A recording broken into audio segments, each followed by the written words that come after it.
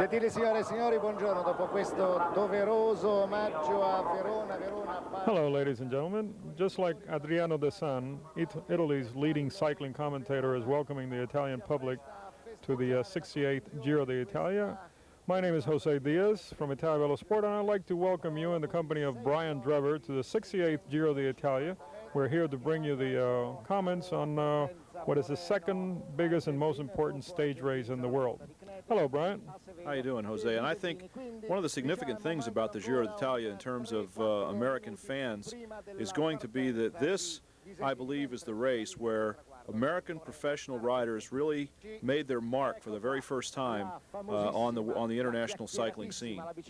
By the way, Brian, this is a very unique bicycle. As you can see, this was a Bataillon bicycle that Vicentini attempted to use at the prologue time trial. However, he was not allowed to use it at the start. The bicycle has a monocoque construction in the frame, and it was some frame regulations as to pertains to what is allowed and what isn't that inhibited the use of it. Since then, they've made some modifications to it, and at the Trofeo Baracchi, I think that one of the Italian riders used one, and very successful, I might add. So Vicentini is now climbing on a more normal funny bike, as we might say, and with the upturned bars, the disc wheels, and so on. Even this bicycle, while it's widely accepted now, would not have been allowed as little as 2 years ago. Well, as you know, what actually counts is that you cannot add anything to the bicycle that in so doing would make the bicycle more aerodynamic.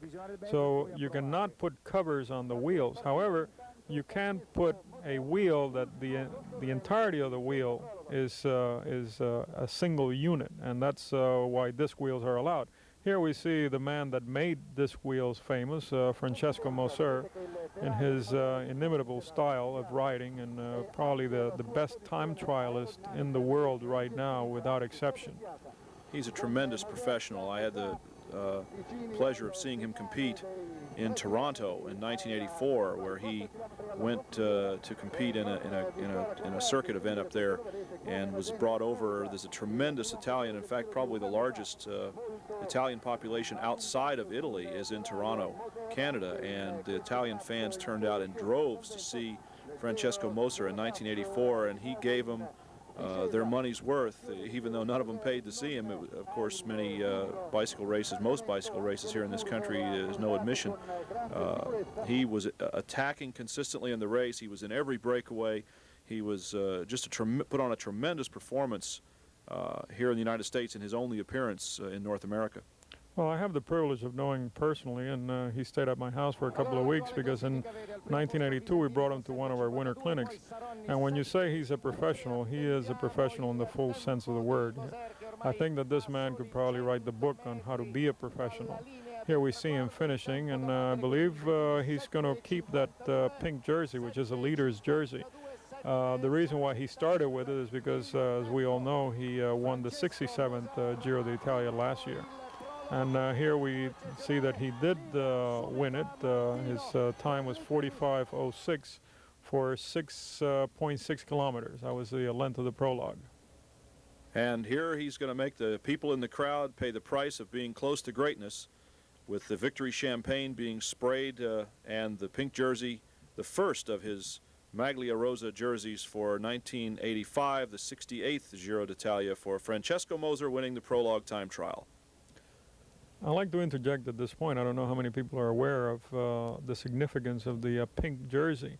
And that's the reason that it's pink is because the newspaper that sponsors, the main sponsor, I should say, of the Giro, is called La Gazzetta dello Sport, and the papers, the page upon which is printed is pink. So, and it's exactly the same reason for which the yellow jersey is what's used in the Tour, because the newspaper that sponsors the Tour, the colors of the pages are actually yellow. Here we have the actual first road stage, which is Stage 1, the prologue is basically done just to determine a wearer of the leader's jersey. But here we have stage 1, and we're looking at a small breakaway. The last rider there, by the way, his name is Luciano Loro. He rides with the Del Tongo Colnago. He lives very close to where we have our training camps in the summertime in Italy. And he does come out quite frequently and ride with some of the riders, some of the best riders that attend the Italia Velo Sport training camps. We saw Greg LeMond, the American, riding in his La Vie Claire colors, also in that what was a 4-man break, and has now been joined by 4 more riders and totals 8 in this first stage of the 68th Giro d'Italia. Well, Greg is riding the Giro for the first time this year. He rode it for the first time this year. And La Vie Claire had one of the strongest, if not the strongest team there. They really left their mark on the Giro, no question about it. Now, competing in the Giro d'Italia for the first time is an all-American trade team, and that is the 7-Eleven team, or what we know as the 7-Eleven team here in the United States, with such familiar faces as Ron Kiefel and Davis Finney. Forming the nucleus of that team. They are co-sponsored while they were in the Giro d'Italia by a vacuum cleaner manufacturer called Hoonvid. So if you see close-ups of some of the 7-Eleven jerseys and you see a word on there you're not familiar with, it is Hoonvid, which is a vacuum cleaner manufacturer that co-sponsored the American 7-Eleven team in the Giro d'Italia. And they, as I said at the outset of this videotape, distinguished themselves, I think, a real turning point in cycling, because it is not an individual rider, which we have had great individual performances in the past from Greg LeMond, from other Americans who have distinguished themselves, Jacques Boyer, George Mount, but we have a whole team of American riders competing in the Giro d'Italia, a major European stage race for the very first time, and they showed very well for themselves. Well, here we have what it actually, you will see, grows to be a typical image of a Giro finish, and that's on the flat stages. What we have is some of the best sprinting that you'll ever see. Fortunately, there's going to be plenty of these, so if there's any sprinters out there who are watching this thing, I recommend that you watch real close, because you can get a lesson in sprinting from the way these guys are going to go for the finish line. You're going to see some of the biggest field sprints you'll ever see. You're going to see definitely some of the fastest field sprints you'll ever see. And it's not for the faint of heart either, as this field of riders is well over 150 riders. You can see what a tremendous group it is, and we're talking about 150 top European professional riders, very closely matched in ability. We're talking about large teams of riders that will be doing what they can to set their best man up for the sprint, and this is a wild and hairy affair as this many guys comes to the finish line all in a group. Here's the first of what will be many tremendous field sprints in the Giro d'Italia.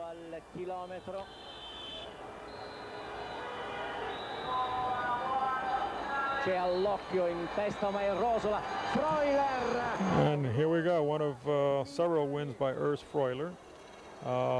As we know, Freuler has already this year not only won several stages of the Giro, which you will see later on, but he also won the Keirin at the World Professional Championships, as well as a points race. Without a doubt, one of the top sprinters in the world right now.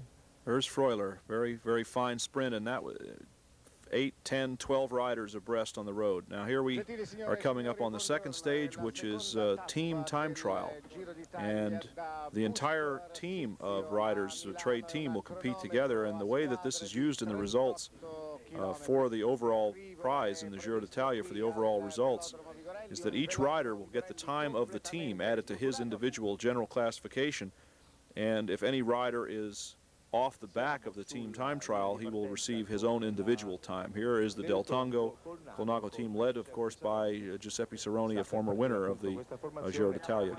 Actually, Cerrone has won it twice, Brian. And here we have a very well-known sponsor to us, Coca-Cola. Even though here in the United States they haven't been doing much cycling sponsorship, as you can see in Europe, they've taken cycling in a very serious way. So off goes the Del Tongo Colnago squad, and they will quickly form into a pace line. They will work together just as if they were in a breakaway. They will be trying to post as good a time as they possibly can. And what it means for the team is, of course, in the team classification, it's very obvious how this would count in team classification. And for individual classification, if they are looking to put their team leader in contention in the individual classification, as much time as they can gain on their rival's team captain in this team time trial will count very, very, very strongly. This is very popular not only for the teams, but for the fans and for the spectators who are able to watch them compete as a unit, and they are very significant in terms of the overall results. The team time trials that we see in the Giro d'Italia, the Tour de France, and many of the international stage races. Now, the speed that they sustain in these events is utterly incredible. Actually, this team time trial is going to have winning average speed of approximately 33, 34 miles an hour. It is not a short event. This one in particular, I believe, was a distance of about 50, 60 kilometers. So it's not something that it's a tiny little event like the prologue, which we were talking about 6 kilometers, 650 meters. Here we're talking about a fairly lengthy event, and we're going to see some very, very, very fast speeds. You can see the pace line, or more or less a mini echelon that the riders have formed here, and they'll go through the corner in formation. Here is yet another team, and this is Moser's team, and you can see him wearing number 1 and also wearing the pink jersey that he has earned by virtue of victory in the prologue time trial, and holds through the finish of stage 1, which was a bunch sprint, and his entire team here now, Moser riding right in the middle of that bunch. Now, the teams really don't practice this kind of event very much, but these guys being professionals and riding, all of them riding well over 100 races every year and training thousands and thousands of miles, whereas whether in group or individually, their bike handling technique and their sense of a pace line and their sense of sitting on a wheel is so magnificent that it's almost second nature for them to ride this in almost perfect harmony. There's Moser at the tail end, having just taken his turn at the front. You'll see each rider in turn will slip off to the side, the downwind side of the pace line. If there's any crosswind whatsoever, if they have to choose between going left or right, they'll choose the downwind side to move to the rear, and the side that is in the wind will be the forward or advancing side of this little mini echelon here. Here we get a shot of one of the camera bikes, the cameramen taking pictures of each other there apparently, and Moser's squad going down the road. Now here we have the arrival of the Del Tongo team, and the actual race terminated inside a track in Milano.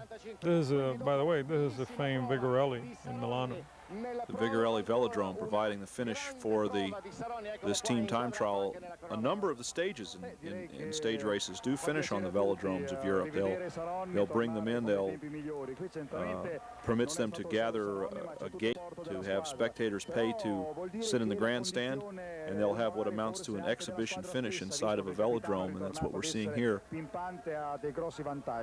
The Del Tongo squad finishing there. There we see their time and the running time of the team currently on the track, and it's slower. So at this point we actually have the Del Tongo team ahead. Good aerial shot of the velodrome and a large crowd on hand. That's Moser's team.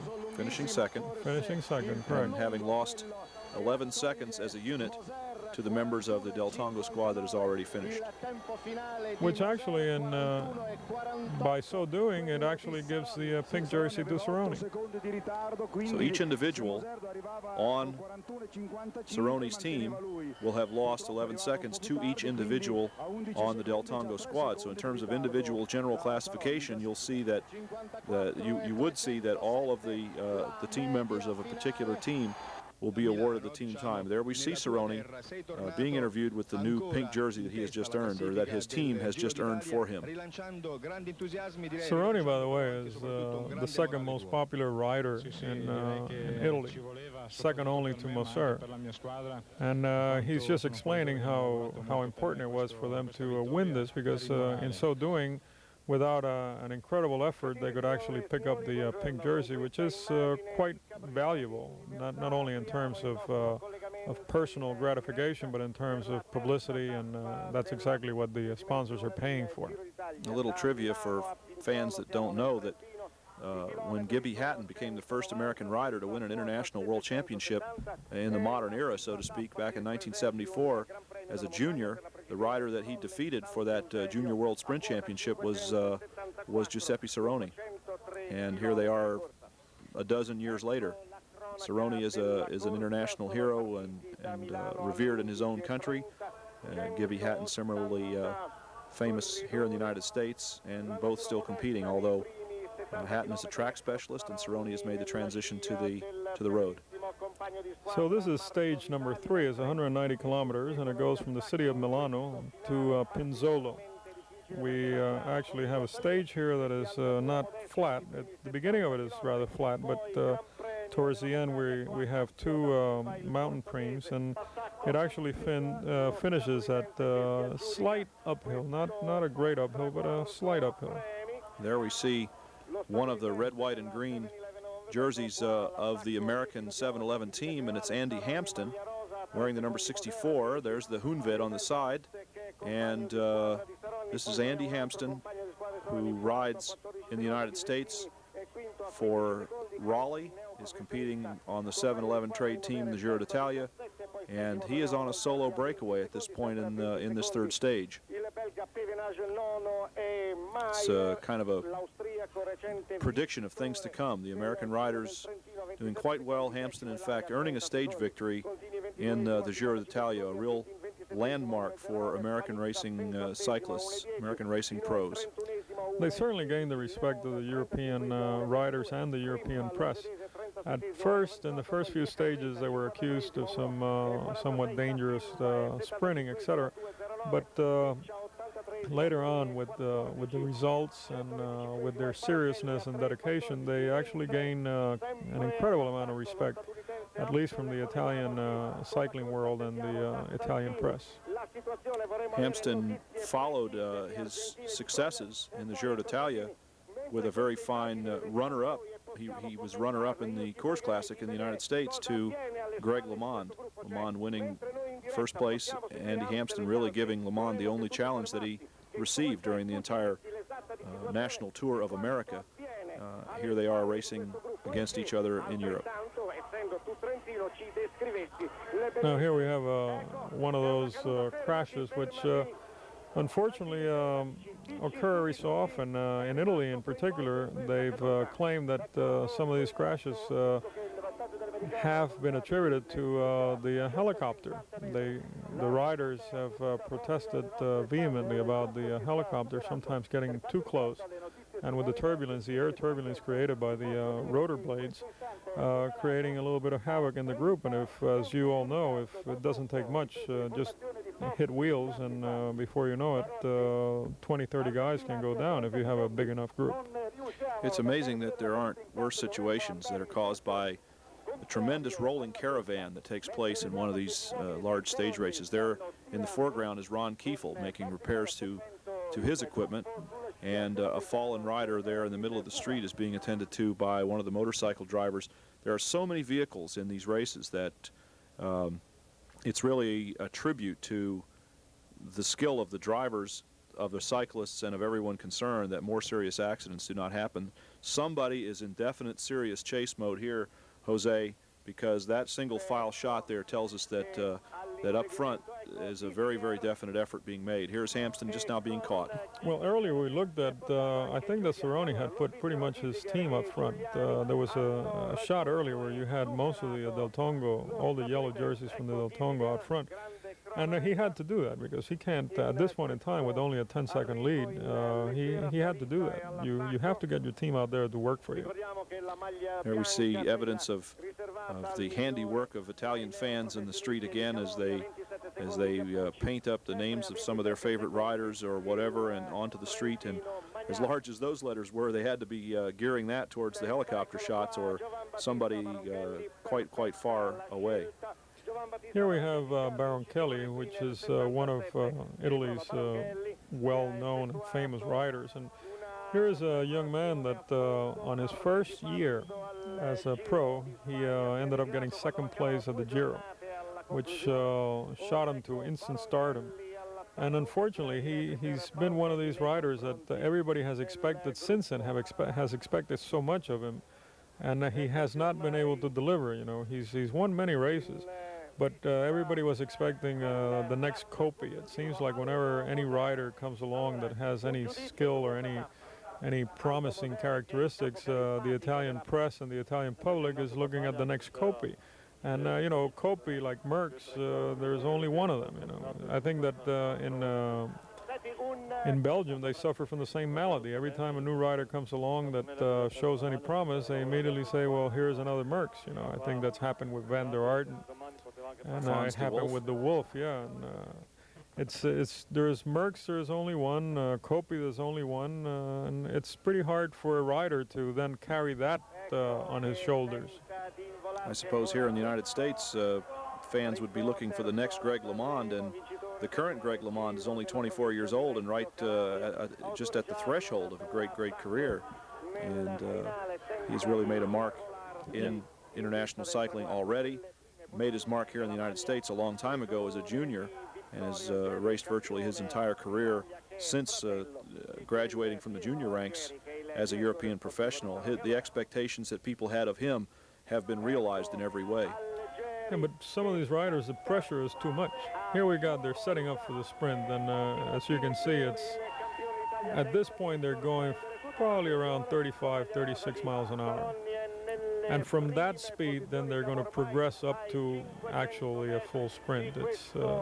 That's typical of the Italian Giro semi-flat stages, where you have very slow start, and then at the end you have incredible speeds. Like the last hour is usually somewhere between 50 and 60 kilometers an hour.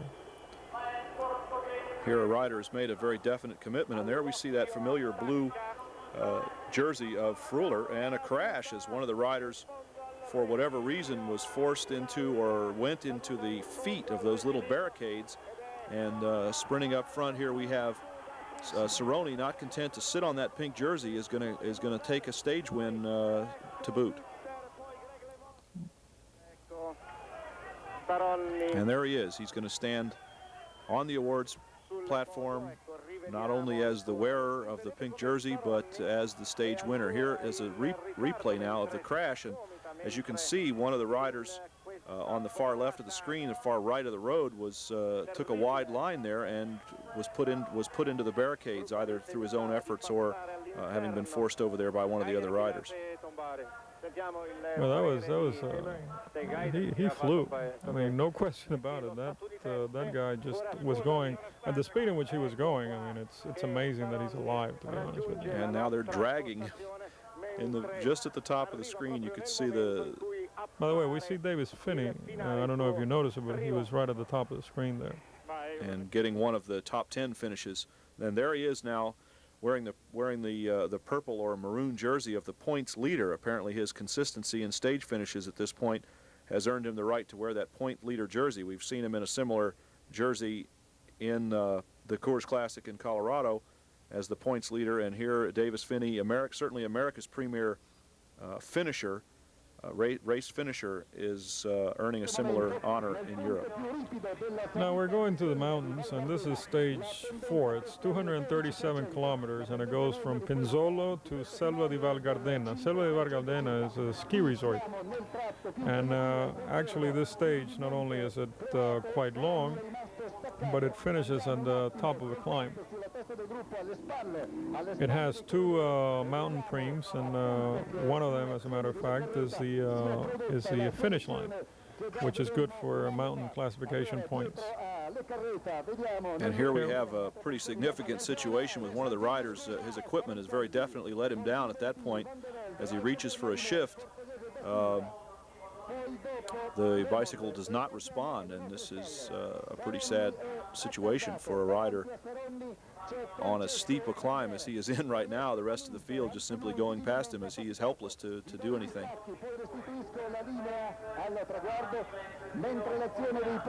Now we're looking at Baron Kelly again, whom we were talking about earlier as one of those riders that was expected to be the next Kopi. He's a very good climber, which is surprisingly, because I know Baron Kelly personally, and he's about 6'1", 6'2", which is rather tall for somebody to be as good a climber. We have Vicentini there from the Carrera Inox Brand team, another good Italian climber. And Van der Velde is wearing that purple jersey. Here we have Hinault. And we see Moser following that small breakaway. There's Lejarreta, and he is another outstanding climbing rider. And he's churning along there in the small chain ring, probably a 42.19. That gives you an idea of how steep a climb this really is, going up to Val Gardena, the ski resort. There's Hinault, tremendous all-around rider. His all-round abilities are what have carried him to five consecutive Tour de France victories, not consecutive, but in anybody's lifetime, that is certainly an accomplishment. Only 3 riders in the world have done that. There's no question that they're climbing here, Brian. It's and these are roads that are typical to Italy. That's one of the reasons why I think that you have such good riders over there, because you have so many roads that you ride on them and you say, my God, you know, somebody who was a rider actually was a guy who designed this road, because they're almost perfect roads for the purpose of riding a bicycle. Large lumber mill on the right there. And here's Hinault leading a small group in pursuit of Lejarreta in the 4th stage of 1985 Giro d'Italia. That area over there, by the way, it's in the Dolomites, and it's probably one of the most beautiful sections of Italy. Where at this point we're not too far from the area where all the skiing takes place. I think that we're near the border with Austria, and it's a beautiful, beautiful area, not just for skiing, but in the summertime is where a lot of Italians come for their holidays because of the altitude and the cool weather. Appears to be a bit of moisture in the air, either low-hanging clouds or actual rain. And the roads are obviously wet, and occasionally you see drops on the camera lens as Hinault there, the famous Bernard Hinault of the La Vie Claire team, climbing in between 2 other riders. The road is apparently flattened out a bit here as we see the riders now in the large chain ring and picking up speed. Leading the group right now, we have Roberto Vicentini, and Vicentini is actually, as it's going to turn out, he's going to be wearing the pink jersey for quite a few stages. Then he came down with some intestinal flu and actually ended up not, I don't think he even finished the Giro. But he's a very, very strong Italian rider. Again, he's one of these riders that everybody's putting so much expectations on him, and he kind of tends to choke at the crucial point. There you get an idea of just how much of a lead they have at this point. Certainly enough to destroy the 10-second advantage in general classification that Cerrone holds, and that is very obviously uppermost on the mind of the little group that's ahead, and also very prominent in figuring in what's going on here in this chase group. At this point, Cerrone was a minute and a half behind, Brian. And He was probably in that group that they're showing now. there, in There he fact, is, he yeah. is in the Third from the position. front, in the pink jersey, And he's got two of his teammates in front, the yellow Del Tongo Colnago teams. trying to minimize his losses at this time, but he has in fact lost the pink jersey on the road, and at the finish of the race, you say that Visentini takes the Magliarosa, the pink jersey, and will wear it for some time to come.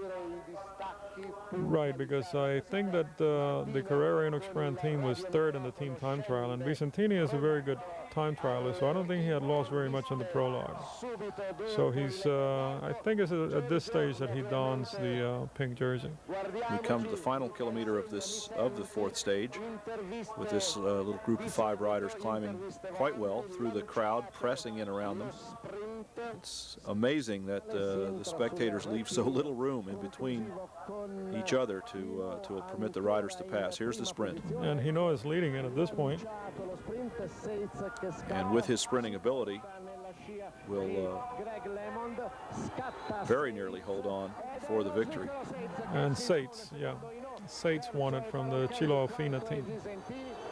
Here's the replay. You can see this is textbook how to win from behind. You take a shot, accelerate at the guy in his slipstream. Looks quickly over his shoulder and sees Seitz already moving faster than he, having accelerated into that draft and slingshotting around. Here comes Cerrone in to finish with his 2 teammates. And he's finishing 139 behind. Yeah. So here we see Seitz, which is the stage winner, and then Visentini, which at this point picked up the pink jersey. And the white and green jerseys? The white jersey is the Neo Pro, the best Neo Pro jersey. And then the green is the points. Here we go from Selva di Bar Gardena to Vittorio Veneto. And this is 226 kilometers, and it's the 5th stage of the Giro.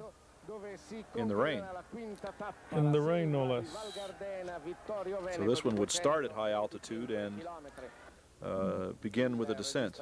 This begins with a very steep descent. Then they have a gradual climb to 2 mountain premes, and then it's somewhat of a descent all the way down to Vittorio Veneto. And with the rain, the wet roads, this descent would have its elements of danger. No question about it. Nobody making any serious movement at this point early in. And you mentioned that because of the length of the races and the way these things sort of develop, that usually early on the race is as much a parade as anything else, that they'll just simply, everyone declares a truce up to a certain point at which the racing really begins. And of course there are exceptions to that, and occasionally you read about, hear about, or witness the odd breakaway from the gun, the desperate effort by a rider, or groups of riders who are away for 200 kilometers or more only to be caught near the finish. Right, that happens a lot. You even have riders that have gained up to 20, 26 minutes and have been wearing the pink jersey on the road. But when the group really decides to react, they pick up the speed to such incredible levels during the last kilometers, when we're talking about the last maybe 50, 60 kilometers, and they can totally obliterate somebody's lead in a very short period of time, because the speeds at which they get going during that last hour and a half are incredible. There's Moser, number 1, no longer wearing the pink jersey, but nevertheless the defending champion of the Giro d'Italia. That's a very unique jersey, by the way, Brian. I don't know if you noticed it, but it's got a huge ice cream cone in the back. The Gis team? Yeah, the Gis, the Moser's team. It's a humongous ice cream cone right on the back of the jersey. And he's got his troops up front right now, setting a very fast pace at this point. Looks back, and this is a very interesting shot here as the helicopter goes into the clouds, showing us the conditions really that the riders are racing under. It apparently is not particularly cold, but it certainly is wet. This is the entrance into the city of Vittorio Veneto, which is a very old, very pretty city. It's quite old, and it's nestled right in a valley. It is not too far from where we do a lot of our training rides, so every once in a while we do have a ride going into this section here. And on this descent, this is where the riders who have the skill, the bike handling skills, are really going to have to show their stuff. And it's quite, whoa, and this is Moser now down, as you can see, and harmlessly enough sliding along on the pavement because it is so wet. That caused him to lose control of his bike, and then worked in his favor once he was actually on the deck. You can see him actually sliding along with the bicycle bouncing beside him. He comes to a rest very quickly and harmlessly enough, picks his bike up and will get right back into the race. Even the best guys fall down every now and then. Here we're looking at the last kilometer coming into the city. As you can see, it's a very old city, narrow streets, old castles right in the middle of town, etc. It's very picturesque. And as poor as the weather conditions are, and the race finishing practically in the dark, there are still plenty of Italian fans to come and enjoy. This is another good sprint here. Good in that the racers are competing very determinedly, but one rider there feeling as though he was wrong, raising his hand, and I think correctly so, having been forced pretty well from one side of the road to the other by the apparent winner of the stage. Yeah, correctly so is right, and as it turned out, the rider that right there, he switched very, very hard from one side of the road to the other. This is the kind of thing that the commissaires will look at. Did the rider in the front prevent the other rider from a fair opportunity to win the race?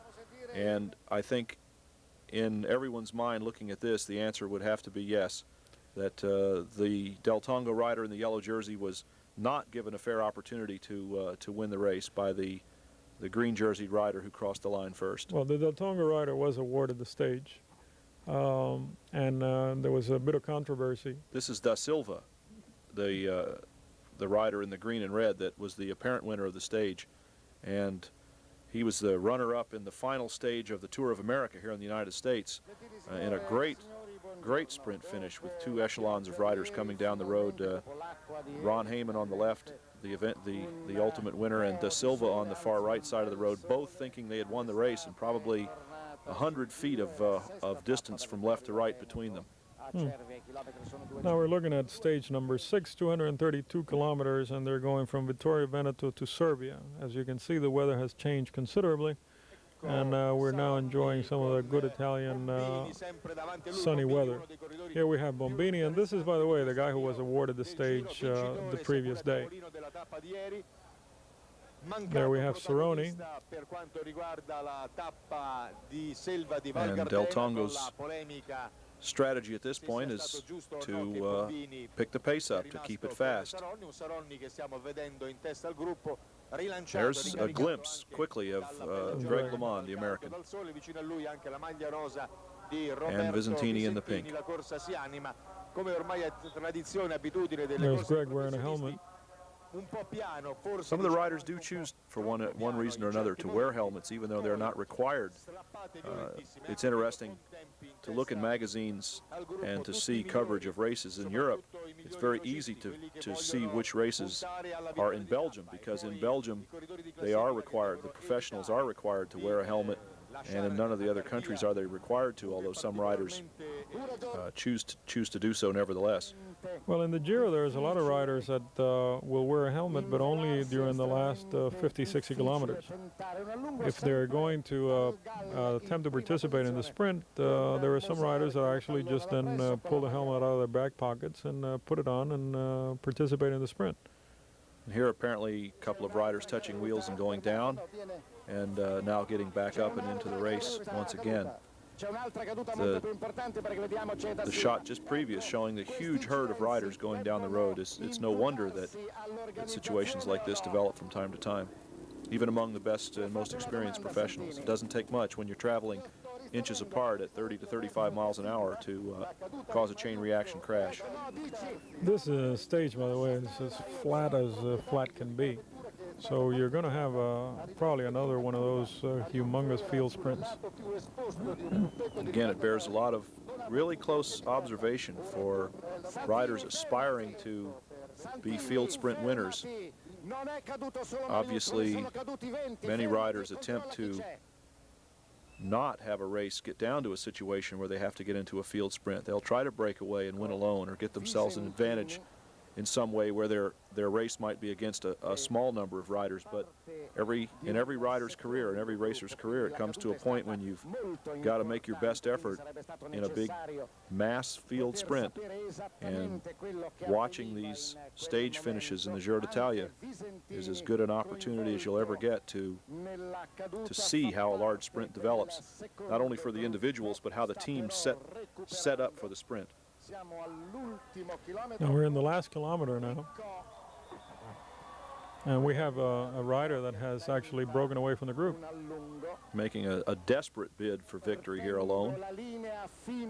Taking advantage of the lull that usually precedes a stage finish, but apparently he has been caught. We saw him just drifting off to the right side of that group as here comes a wild finish again. I think we got Cerrone there on the left. And Fröhler in the middle. There's Fröhler in the blue jersey in the center, but I think Cerrone taking that one. Very fine. And then at the back of the bunch, of course, when there are no bonuses for the top spots, or there are no bonuses remaining, there are only time bonuses for the top finishers, and once it is obvious that you will finish in the group, you just roll across the line and get the same time as the rest of the field. Places are insignificant in a stage race beyond the first half dozen or so. Now, I mistakenly called that rider Cerrone on the right. That's Frank Ost, the rider that's with the yellow jersey on the right side of the road there, which I believe is the guy that wins the stage. And I believe it's Fröhler in the middle in blue. Mm-hmm. And Rosola on the left there. So three of the best sprinters in European professional racing. Fröhler obviously realizing 30 or 40 meters before the line that he cannot win, just coasts across for third. Okay, now we're moving on to the 7th stage, which is from Serbia to Jezi, and we're looking at a 185-kilometer stage. At this point, there is about 50 kilometers to the finish, and this group here has about 5.5 minutes.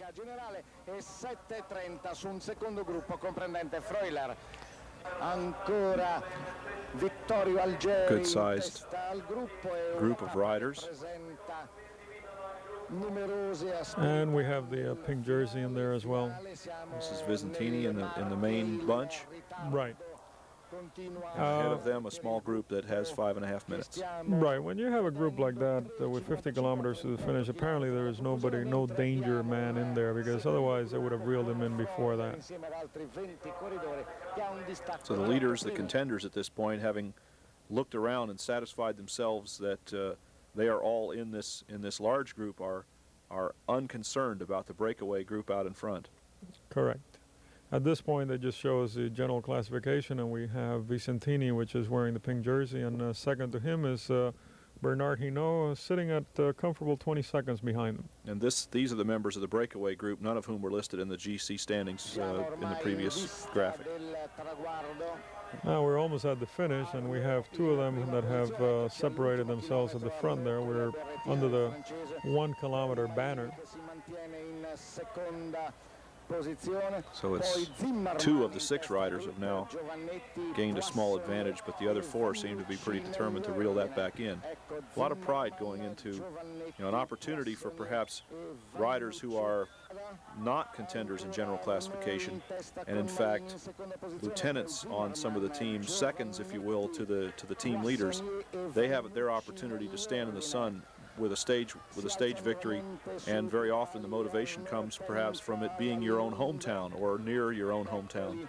Well, to any professional rider, to win a stage of the Giro or the Tour is actually money in the bank. Number one, because After the Giro and the Tour comes a season of criteriums, and these are by invitation. And you're actually given start money.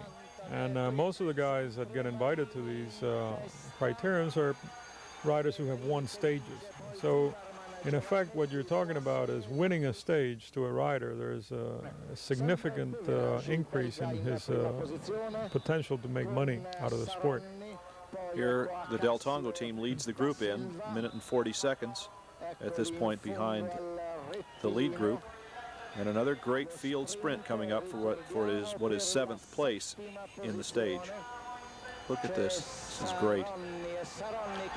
And as you saw earlier, Brian, and you pointed out very well, it was the Del Tongo team that was setting the pace line there. And the reason why they were setting the pace line is because they had their man Cerrone sitting about in third or fourth position.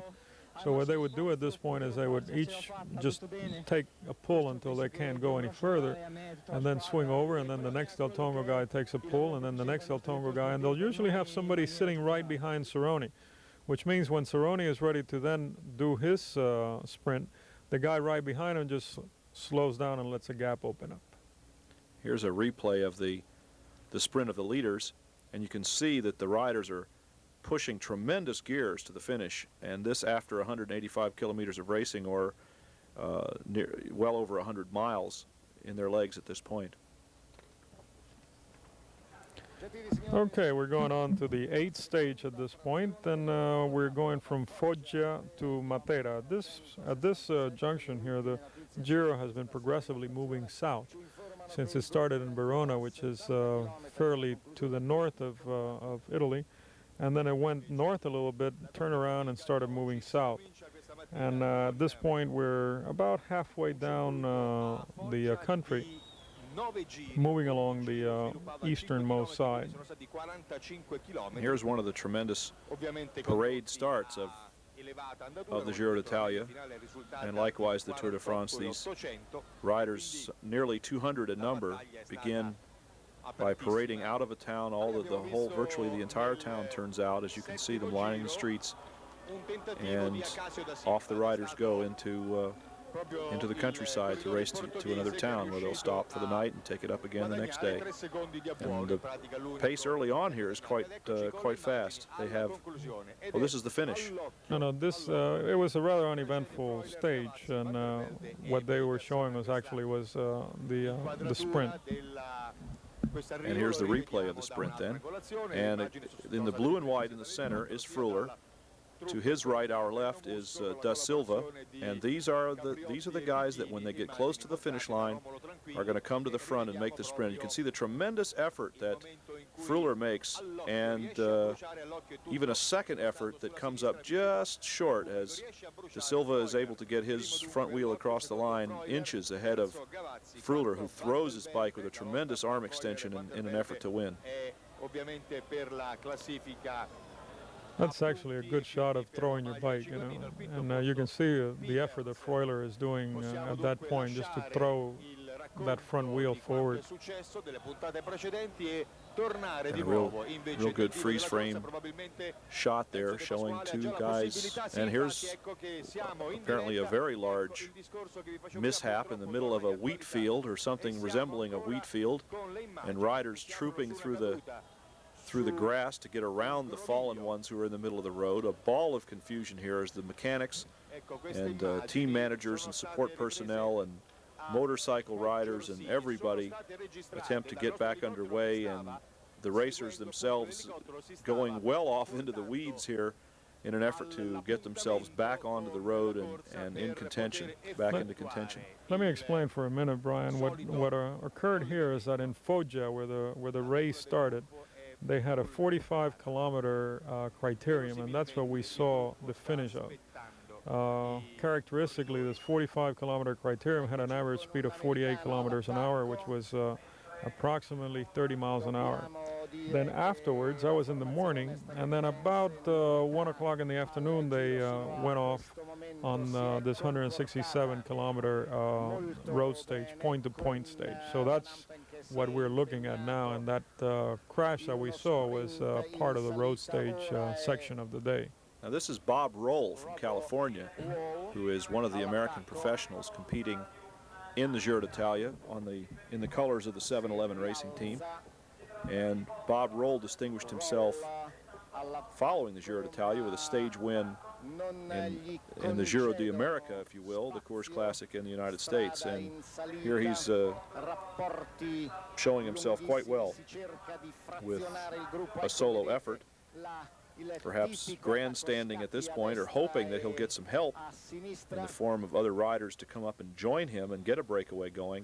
And then we move quickly once again to the finish. A rider who's apparently away near the end is going to also get swallowed up as he sits up in despair on the left side of the screen there, and the entire peloton just dashing past him to the finish line. Now, what we're looking at actually is a mistake. It's one circuit around the finish. They're supposed to go one loop around before the actual finish, so that guy was under the mistaken impression, which again, by what was the Italian telling us, the commentator, was very predictable. Now I believe that we have the actual sprint here. And this looks a little bit more like a sprint, with only one rider sprinting before, and here we have the whole bunch just galloping to the line. And that was Da Silva who won that sprint, by the way, Brian. Again, Da Silva, one of the premier field sprinters, just as Davis Phinney is here in the United States. Davis Phinney is in this race and will show himself well, but by his own admission comes just short of what these seasoned European professionals have in terms of being able to finish at the end of long road races. I think that in talking to Phinney, he was interviewed in Italy, and he mentioned that what he's lacking is that progression or that acceleration that a lot of these guys have, and where they can actually start the sprint at 30 plus miles an hour and then progress it or accelerate up to in the 40s or the low 30s. And he lacks that constant acceleration, because if you see a lot of these guys when they finish, when they go across the finish line, they're still accelerating. And by his own admission, Davis says that he actually slows down. There you see incredible bike handling, by the way, where two riders, one of them, Van der Belt with the purple jersey, almost collided with another rider. Right behind the two that were leaning on each other was, in fact, Davis Phinney, the rider of whom we were just speaking. Here is Da Silva wearing the green points or sprint leader's jersey, about to demonstrate his ability to uncork a magnum of champagne on the crowd. Okay, we move on to the 9th stage, which is Matera Crotone, and we're looking at 237, yeah, 237 kilometers. Again, this stage is as flat as they come, 237 totally flat kilometers. Vicentini still wearing the pink jersey, with Hinault sitting in second position at 28 seconds. 28 seconds, correct. And Le Mans sitting down 7th position at just over 2 minutes. This is the 9th stage of the Giro d'Italia for 1985. Here we're looking at them 15 kilometers from the finish. And altogether, predictably, after a flat stage, even though it is some 140 miles or more in length, totally flat, and we have a compact group. The Colombians, by the way, had a team in this Giro, but it seems like it was almost too flat for them in stages. They would do well when the road started going up, but they would take a beating on these flat stages, because they just don't have the 35, 40 miles an hour on their legs, and they just sometimes they would actually get dropped on some of these flat portions, or else they might get dropped in the flat portion, get up to a hill, then work their buns off to get to the top of the hill with the leaders, and then to lose it in the descent and in the next flat portion. The Colombians traditionally have had some difficulty in Europe, particularly on the flats. They have no problems with the hills. They're used to worse hills than anything that they have in Europe. They just have a lot of difficulty with the speed and the flats. By contrast, the Dutch riders, who have absolutely no mountains or hills to climb whatsoever in their entire country, are able to train themselves to climb well, because it takes very much of the same ability to be able to go 35 miles an hour on the flats.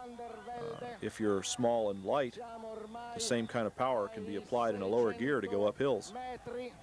The Colombians just don't have any flat places to train on, and they therefore have not developed the horsepower. It's just a question of horsepower. Many of the Colombian riders are very, very small, very slightly built, and just don't have the raw power it takes to go fast on flat ground. Here we have the riders setting up for the sprint. And it's going to be another wild one, it appears, with riders wall to wall going into almost a hairpin turn to the finish. And headlights flashing, the caravan comes to the finish line after nearly 6 hours. You can see the running time at 5:48 and a half. And here's the dash.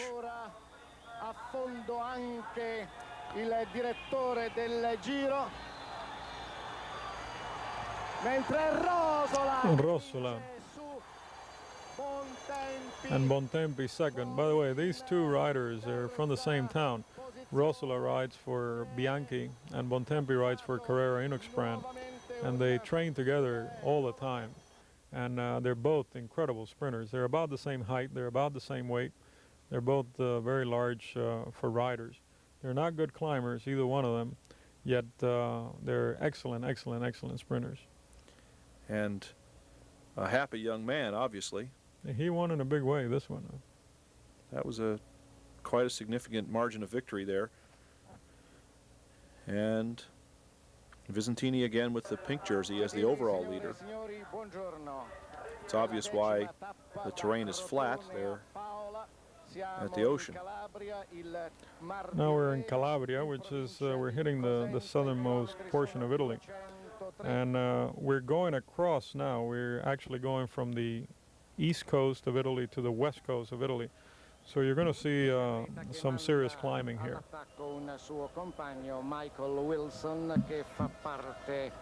Solo breakaway at this point, or a solo effort at this point. One rider having extracted himself from the wedge shape of the field here. Stiamo entrando nella parte nevralgica della tappa, è qui che si risolverà as they will head towards some climbing portions of the course and are now beginning to get into what amounts to the foothills of a major climb.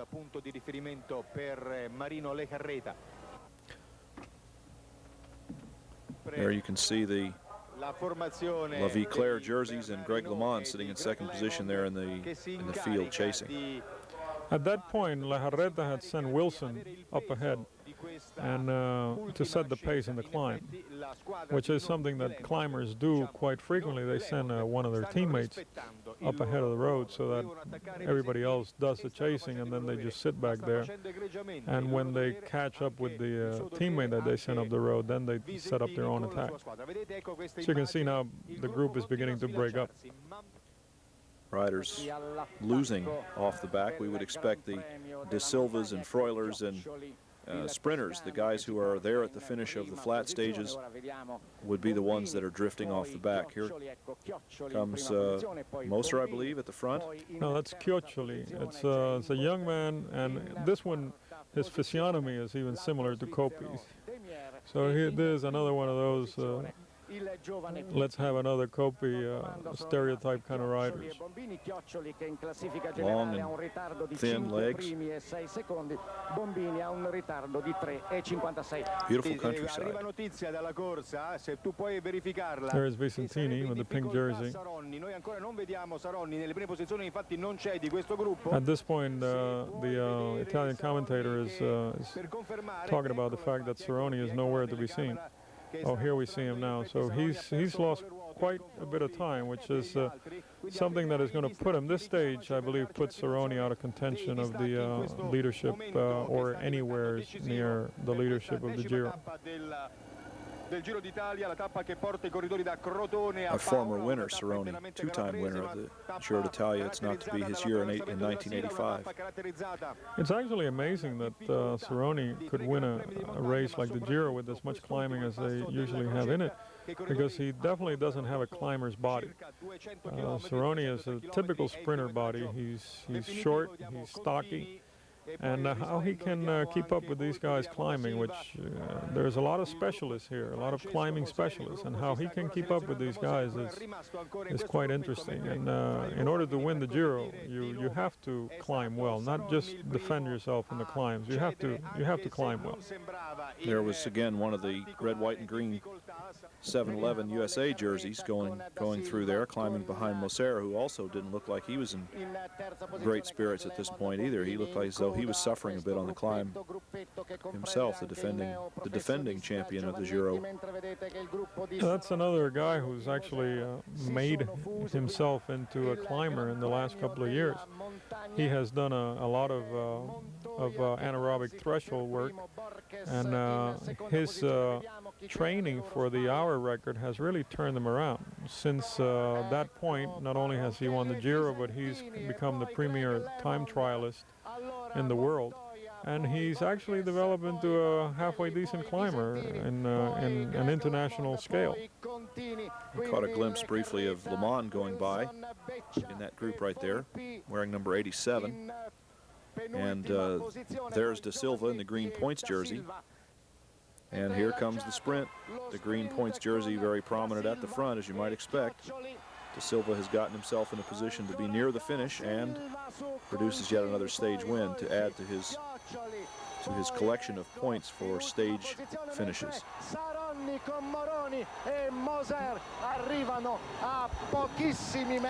Da Silva, by the way, Brian, is Portuguese, and he was a pupil of Agostinho. Agostinho was a famous Portuguese rider, probably the oldest rider at the time that he died last year in an incident in a sprint where a dog came out on the road, and he actually went over the handlebars and apparently hit his head, and the next day he was history. And so too is the 10th stage of the 1985 Giro d'Italia history, with Da Silva enjoying the victory champagne, Visentini displaying once again the pink jersey as the overall leader. And here we start on the 11th lap, and this one is from Paola to Salerno. I guess we're somewhere near the coast, and we're looking at somebody here watching some snails. Probably some good seafood restaurant is somewhere around the corner here.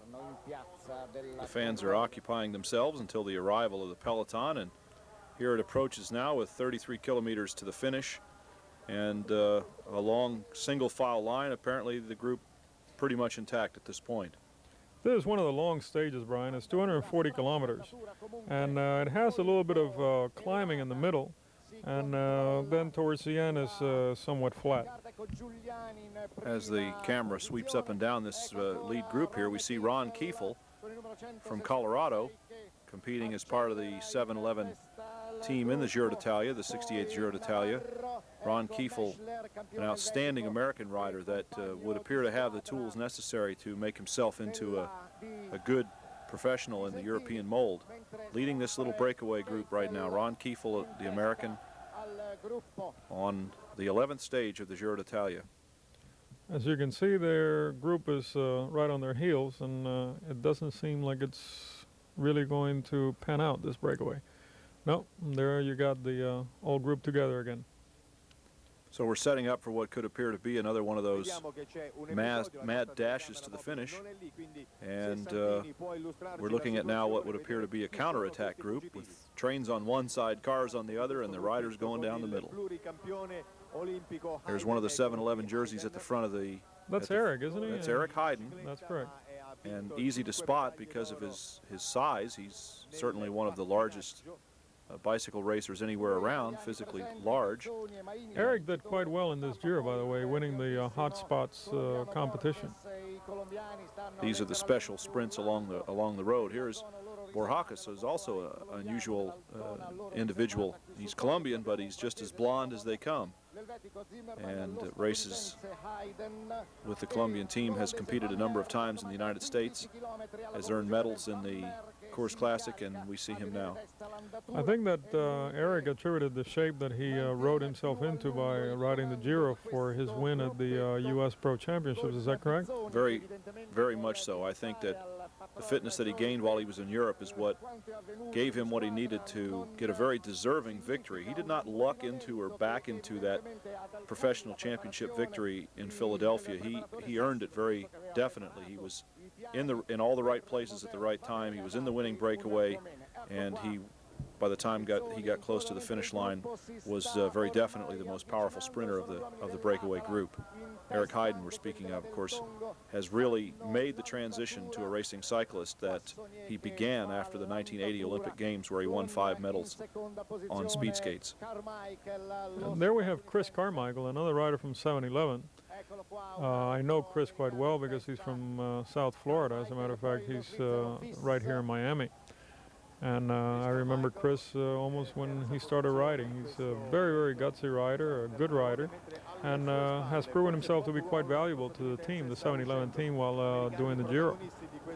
He's another rider who has distinguished himself quite well domestically and has now made a very complete transition to an international professional rider. There's really a legitimate professional class in the United States now. There are riders who have made themselves, have turned pro and have raced in Europe and are also racing in the United States as professionals and have made a legitimate transition to a pro class. And Chris Carmichael is one of those. It seems like we're pretty close to the finish. Look at the people at the overpass. I mean, there's almost a traffic jam right on top of that overpass, people just stopping to see the riders go by. And here a little trio of riders has gained maybe 100 yards, 100 meters or so on the rest of the field, and as quickly as we say that, we're left in another one of these mad dash finishes with no clear winner obvious, but we had Cerrone there, and we had Freuler and Alocchio. Alocchio is a rider from here. That's the guy who's leading right now. He's a first-year pro, Stefano Alocchio, and he actually won 2 stages of the Giro this year. He then went on to win the silver medal at the points race, the professional points race. He rides for the Bottega Vaporella team. Same team as the Silva. On the far left of the screen is Freuler. Freuler, correct. And the winner just to the right of the screen, just to Freuler's left, is the stage winner, Alocchio. Another great mad dash sprint finish there. Well, now we're going on to the 12th stage, which is an individual time trial, 38 kilometers.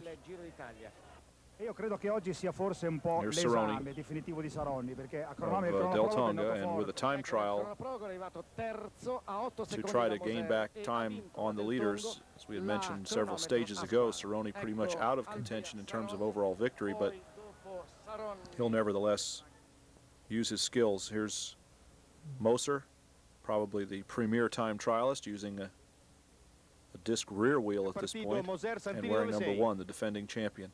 This, by the way, is not a flat time trial. There's 2 little rises, and one of them is fairly significant. It goes from 48 meters to 171 meters. Here we have Bernard Hinault with his look pedals.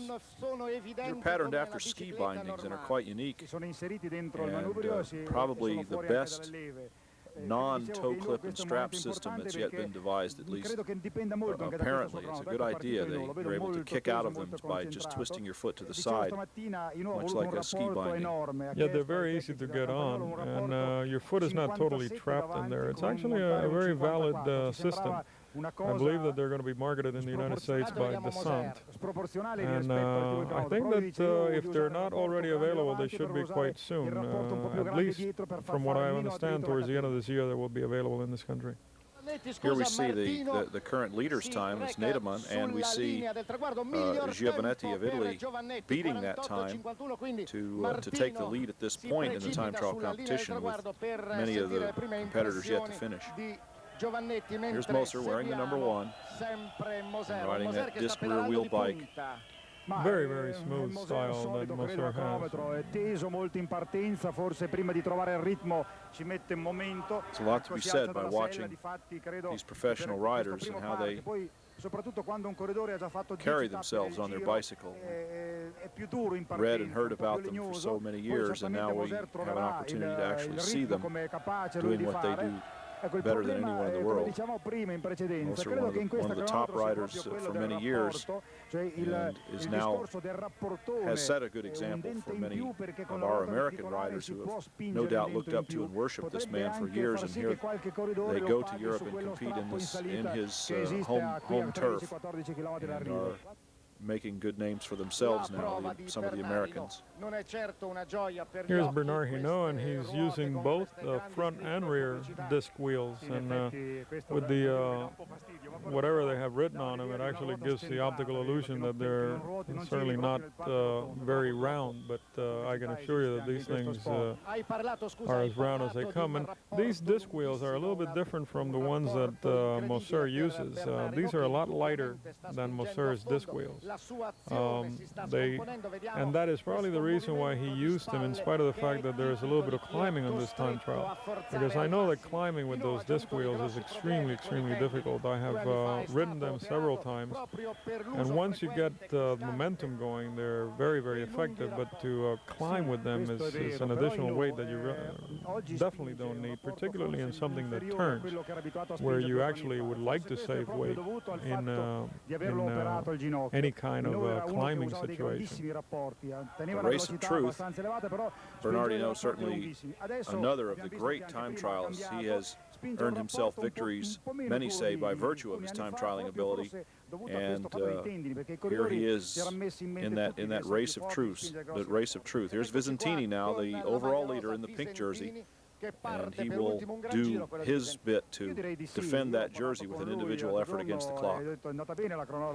He is the last rider, and the reason why is because on the stage races, on time trials, they start in reverse order as the general classification. So Hinault was the previous rider, and now Visentini is the one that takes it in. Now this can be good and it can be bad, Brian, because sometimes you have weather conditions changing from the beginning to the end. There are so many riders, 150 riders. You probably have them starting here at least in minute and a half intervals. We're talking about the difference of a couple of hours between the lead riders and the end riders, and weather conditions can change considerably. Here we have a rider coming in to finish. Cerrone, that is. And this is Cerrone, and as we can see, he has not gained or has not earned a victory in this particular stage. The technique of going in reverse general classification order is also twofold. It's very interesting for the fans because the best riders go later. By the way, that was Moser. Here we see Moser now posting the fastest time ahead of Tommy Prim's time there at 47:30. Moser does 47:28. And so is the current leader. But this reverse general classification order is interesting for the fans, and it's also useful for the riders because they know how fast they have to go. And here is Hinault demonstrating his time trial superiority. He is doing 46:30 and has beat the time of Moser by nearly a full minute. So Bernard Hinault, a decisive situation for him as he comes in to turn a very, very fast time. Now Greg LeMond, similarly racing here, comes in, is not going to beat his teammate Hinault in the time trial, but has turned a very fast time nevertheless and will move up in the standings. Visentini, you can see now the time for him, 48:12 against Hinault's 46:30. Could very well be enough for Hinault to take the overall lead in the Giro d'Italia for 1985. Oh no, that's more than enough, Brian, because what he needed to remember was 28 seconds, and here he's taken almost 2 minutes. So and there you can see on the standings that Hinault has in fact moved in. And you actually have then Moser moved into second position, and LeMond moved into third. I think Visentini has been relegated to fifth or sixth. And here is Hinault donning the pink jersey, the Maglia Rosa. Bernard Hinault will be the race leader now in the 68th Giro d'Italia. and will be, with the strength of his La Vie Claire team, a very, very tough man to unseat for the overall victory. Well, we're moving on to stage number 13, and the riders are looking at 154 kilometers from Medaloni to Frosinone, and this is a relatively flat stage. It's a little bit broken up at the end, but it's overall is relatively flat. The leader here is Patellaro, and he is making his effort to be a lone victor, a solo winner in the Giro d'Italia, to take a stage victory, and is working very hard for it, and as you can see is at least out of sight of the peloton at this point. That's a good shot there. I'm sure the road is tending to go up a bit, and he's just really working at muscling those gears. Again, this is Patellaro, not a top name rider, but nevertheless doing a fine job. At 20 kilometers from the finish, we have now 5 riders that are away. And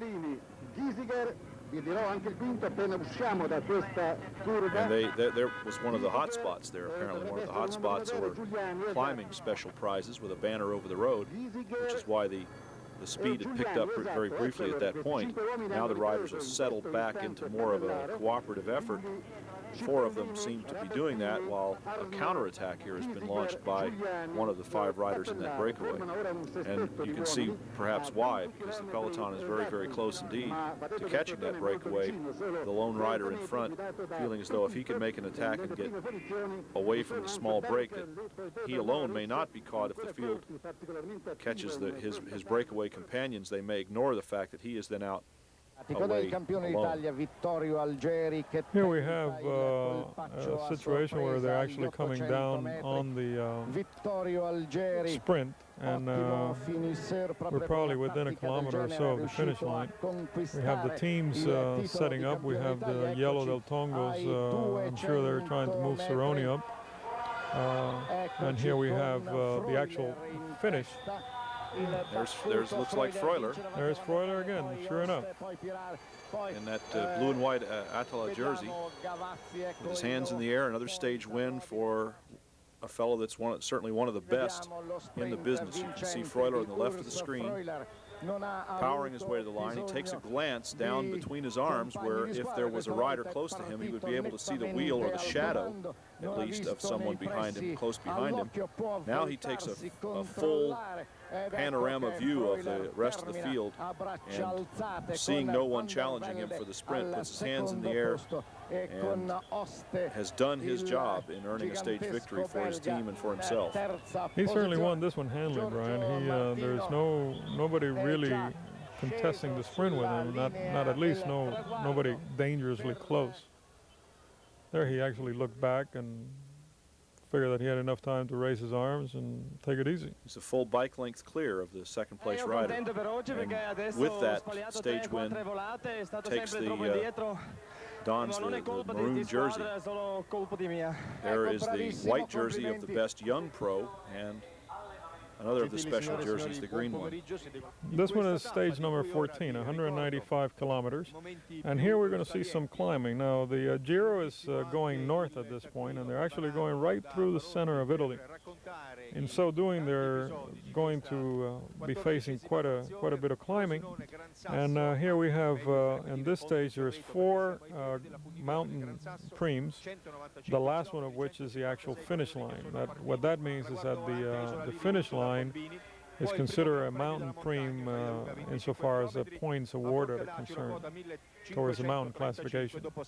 They're definitely in the mountains here with a hairpin descent, and these switchback descents can provide some thrills, chills, and spills. The riders appear to be fortunate in that it's dry and sunny. And you can see the switchbacks enable the lead group to look up to the side of themselves and see any chase that might be coming at this point. These riders doing in excess probably of 55 to 60 miles an hour at this point. and the motorcycles with their hands full trying to keep up with the racing bicyclists. There's Orhakis, the Colombian, easy to spot in his jersey with the blonde hair, and one of the Del Tongo yellow jerseys on a very, very fast descent in this stage. That rider is Pagnin. You probably remember him from the Tour of America last year, Brian. Roberto Pagnin, a good finishing sprinter, and here showing himself well in the descent. This stage has obviously broken the field up pretty severely here. As little groups are all over the road on this downhill portion of the course. The climb has broken it up, and the different abilities of riders to descend. This is where the brave guys really come to the front, the ones who have that special bravado to be able to descend very rapidly, to use their brakes as little as possible, to corner and hang it out on the hairy edge, so to speak, to go downhill very fast. Merckx was always quite good at this and confident of his ability. Here's LeMond descending quite well, and is a good downhill rider, according to many. That's Cioccioli. We were speaking of him earlier. This is the Coppi lookalike, and he's a very, very good climber. And apparently he took a good lead on the climb, and now he's trying to maintain it on the descent. The only guy that's been able to stay with him is a fellow by the name of Giuliani, which is one of Moser's trusted lieutenants. This guy played a very significant role in the stage that was won by Andy Hempstead, because he's the one that kept Moser's losses to a minimum, helping him going up that hill without really falling off the pace. And there's the man that we were speaking of on another climb at this point. Yeah, this is a climb that is leading to the finish, Brian, and as I mentioned earlier, the actual finish itself is going to be considered towards mountain preem prizes. Here's the final kilometer banner, telling us there's 1 kilometer, 6/10 of a mile remaining to the finish. He's got about a 48-second lead on the main group. There's a couple of riders in between him and the group, but the group is like 48 seconds behind. Looks like a stage win. And a stage win alone, which is... Mind you, this finishing climb is 15 kilometers, so he's actually done this entire 15 kilometers by himself, with the group at anywhere between 30 and 45 seconds behind them, and that's not an easy thing to do for 15 kilometers. You know, you have to work hard, because you know that the guys behind you are not taking it easy. You see that over 5.5 hours is how long it has taken the winner to get to the finish line, and here comes his margin of victory showing on the right side of the screen. This is Michael Wilson, by the way, the Australian. 15 seconds behind the leader, and now the bunch sprinting in. And Moser got the third place there. And now the rest of the riders who are part of the group will just roll across the line, knowing that they will receive the same time, which is 24 seconds behind the winner's time. Here's our stage winner and some of the special jersey buon pomeriggio, siete wearers. collegati in diretta con Perugia, dove siamo in attesa della conclusione della 15ª tappa. 15 stage, and from L'Aquila to Perugia. Stiamo attraversando 203 kilometers or 120 miles approximately. And here is one of the 7-Eleven American jerseys. This is Bob Roll again, showing himself at the front. He's a pretty good sized rider. As we said, following Giro d'Italia, distinguished himself at America's National Tour by winning a stage in Vale. This is going to be a very significant race for U.S. cycling, Brian, as you will see. There's a good shot of Bob Roll. Ecco Vis, questo svizzero che sta facendo un grossissimo lavoro. Ecco con il numero 188 vediamo Zola, getting themselves in the picture. Giovanni Zola, ed ecco con il numero 92, abbiamo visto Cesare Cipollini, un showing the altro dei difference in the giovani styles of the various riders. You can see la that formazione di not only Montanelli, the physiques, diciamo, but un the altro degli riding ex styles of the giovani riders are che hanno quite avuto different, and it's qualche shown very problema nel graphically momento by del moving from passaggio one al rider to another, professionismo, as come they Chioccioli, have anche just done Cipollini, with this che great Montanelli motorcycle cerca shot here. di far tornare agli antichi Here we splendori, have ancora come Giuliani, Stefano Giuliani, sicuramente the same rider that was with Cioccioli yesterday, that I mentioned was a very good Moser che sta domestique of Moser. la sua squadra And it seems like Moser has got his team out front. evidentemente a questo punto mi sembra Keeping the che pace si fast, possa già and stabilire the che technique that is used in Moser this ha manner intenzione is di usually fare la indicative corsa in questo finale. of a team wanting to minimize other teams' abilities to attack or to gain any time. Here we see Bob Roll again, significantly at the front. 7-Eleven team co-sponsored by Hoonvid, vacuum cleaner manufacturers in Europe, and the first time that an American trade team competed in an international stage race as a unit. Next year, of course, they intend in 1986 to put a team in the Tour de France as well. And Roll is certainly taking his pulse. He's certainly not riding anybody's wheel. He's doing his share of the work without a doubt. Unfortunately, the group is right at their heels, so it doesn't look like this is going to finish in a breakaway. And there's a classic counterattack by Kiefel. On his heels, we have Gary Knetemann, and Knetemann, as you might recall, was winner of the World Championships a few years back, formerly with Raleigh. He had a very, very bad accident 2 years ago, and he's this year getting back onto full shape again. So Kiefel and Knetemann, certainly Ron Kiefel would have been an admirer of Jerry Knetemann. Kiefel, the young American, now working as a partner of Knetemann. Well, I don't think that there was much of a partnership here, because Knetemann has been on Kiefel's wheel the entirety of this little attempt. Look up the road and see that their advantage is almost negligible at this point, but they're in the final kilometer of the race. And Kiefel is not looking back at all, and Knetemann is content to take a sleigh ride on the wheel of the tall Colorado American there. Here comes the rest of the bunch, led by the green jersey and the purple jersey.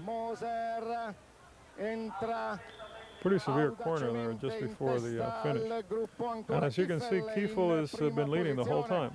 And he's pretty well outdistanced Knetemann here. Kiefel has started his sprint. Knetemann is in a good position to take a run at him at the finish, but Kiefel is just looking down under his arm there, making sure that he can see if Knetemann is going to make a move on him, and he does not. Ron Kiefel now earns the first very significant stage win for an American besides Greg LeMond. Greg LeMond, of course, in a class by himself for a number of years now in Europe, but here is another American rider winning a stage in a major international stage race, the Giro d'Italia. Ron Kiefel gets his chance to spray the crowd with champagne and enjoy a little bit of it himself. Very, very significant victory for the United States and for the 7-Eleven team. There you can see the margin of victory, some 10 bike lengths in the final analysis. He just pulled away. I mean, he certainly earned that win. Here we are at a 16th stage, Brian, 217 kilometers from Perugia to Cecina. Day after day, riding in excess of 100 miles. It's a relatively flat stage, but towards the last 30-40 kilometers, there's a couple of climbs in it. Not very significant, however. And here we have what is typically an early move in a race by riders who, for one reason or another, see fit to escape from the field, including one of the La Viclaire riders. And this little trio. 9 kilometers from the finish at this point. So, rather than early in the race, this is in fact quite late in the race, and this little trio of riders looking perhaps to earn themselves a measure of fame and fortune by winning a stage in the Giro d'Italia. There we see you know, in the pink jersey, the race leader, tucked in the middle of the field with many of his teammates around him, and one of his teammates, in fact, in that little breakaway trio. So we have 3 men leading the stage at this point, and then we have the group right behind, and as we can see, Moser's got his boys working, and we see at least the top 5, the top front 6 riders or 5 riders are from the G's team. Seems like Moser probably had the intention of winning this stage, and he put his men up front to reel in the breakaway. There is the breakaway now as they look over their shoulders a bit nervously. Now you can see these guys are working, Brian. I mean, and also one thing that is very significant is the length of the pulls that they take. It's not they're not taking 100-yard pulls or 50-yard pulls. They go to the front and they pull for maybe half a kilometer or something like that, and sustain the speed. It's quite remarkable, huh? And different, I think, from racing here in America, where if there's a breakaway of 4 or 5 riders on a 1-mile course, they'll each take 2 or 3 pulls per lap. And as you say, here the riders are obviously taking much longer pulls than that. You can see the distance between the breakaway now in the field, and could be another one of those eat 'em alive at the finish line situations. In fact, here comes the peloton right past those 3 riders, and it's got to be a very despairing sort of thing if you're out there working for 40 or 50 miles only to be swallowed up within a few kilometers of the finish. There we have Da Silva in 3rd position there with this green jersey, and Vanderbilt almost right behind them. And Freuler. Now there you have a classic move. There you have the man right behind Da Silva slowing down and letting that gap open up. Now you have a Atala rider who's convinced that he's got Freuler on his wheel, except he's got Da Silva, and you're going to see when he turns around and sees it as Da Silva there, he's just in utter disgust, because he's convinced that he's got his teammate Freuler right behind him. See, there you go. He turned around, Morandi turns around and realizes that it's not his teammate back there. So what he thought was a tactical bit of genius, and turned out to be quite a blunder, permitting Da Silva of a rival team to produce another stage victory. But not that. Da Silva, as you can see, gets eaten up here. Yes, he does. The line, a false finish line there as a ray of sunlight appeared to be the finish line. We have a Del Tongo yellow jersey here. It's Cerrone. That was quite a sprint, Brian, because that speed was top end from, I think that they were at top end at 200 meters from the finish. Look, here we go, Cerrone, and that's Bontempi right behind them. There's Da Silva, who was committed to the line by the time he had gotten that tremendous lead out. And in 3rd, we have a 7-11 jersey. And it's probably, yes, it is. It appears to be Davis Finney. You'll see him fade, though, I believe. Right. That's what we were talking about that he mentioned in that interview, is that he just doesn't have that acceleration. Now, notice how Cerrone is still accelerating away from him. Well, actually, Finney does appear to hold on for 3rd, while Cerrone, as you say, accelerating away from even Davis Finney, who in this country is, no one accelerates away from Davis Finney in the United States. It's a perfect example of the difference between the abilities of the riders here and what we're used to seeing here in the United States and what exists in Europe. Okay, we're on stage 17, 243 kilometers, and this is go from Cecina to Modena. Modena, some of you might know, is where Ferraris are made. And again, a group of riders working together here. Very nice echelon being executed by these half dozen or so riders. They appear to be taking short pulls, not like what we described earlier, as they each will move in an echelon. Apparently there's a bit of a crosswind. Right, well, you got enough riders here to have an echelon. When you have 3 riders, or a double pace line in essence, when you have 3 riders, you just have to resign yourself to the fact of taking long pulls. And one of the riders is apparently having a mechanical problem over on the far left. He holds his hand up. He's holding his left hand up to indicate a flat tire, probably a front flat. No, I believe that what he's asking is for the team car to come over, and what they do, see, they notify one of the motorcycles. Now the motorcycle in turn notifies the team vehicle, and then the team vehicle is allowed to come up to the rider. That's usually the standard here. You first notify the motorcycle, because the motorcycles are always nearby, not just the camera motorcycle, but they have judges' motorcycles very close to the rider. And then with the radio they can notify the team car and authorize, in essence, authorize the team car to come to the front. Now in this case, I believe, from what I'm listening from the Italian commentator, is that he's asking for some food. It's 243 kilometers, and it seems like this breakaway has been away for quite some time now, so I think that there at some point where still would be worthwhile to eat something, so that he might have some extra fuel there for the finish. There, in fact, was the team car pulling up next to the rider who had requested it. And this is an example of an echelon or double pace line working quite well. You can see the riders will pull off into the wind, while the riders advancing will move up on the windward side, so to speak. And very, very smooth working little unit here that can make a tremendous amount of speed. And they're all doing their job, you know, they're all taking their pulls. Nobody's trying to sit in the back and get a free ride out of it. Other than perhaps briefly to take a drink or something to eat and then move right back into the rotation. This is the chase group. Apparently there's a chase group behind that breakaway, and this is the chase group here. And they're not as well organized as you can see. This group here is kind of in shambles. No one is making an organized effort to keep this group moving. You can see that the rider in the yellow that just pulled off the front moved with 2 riders behind him back into the line.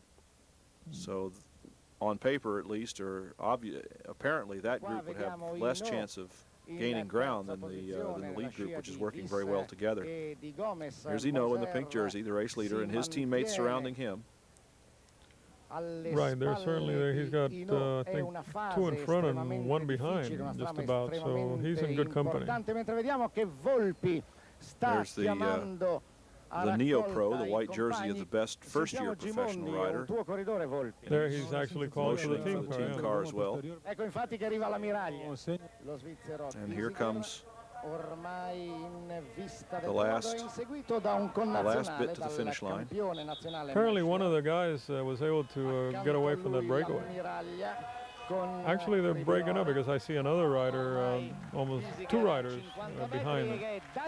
Here's the stage win. That's, it makes sense that Gissinger would be the one to get away from them, because Gissinger is an excellent time trialist.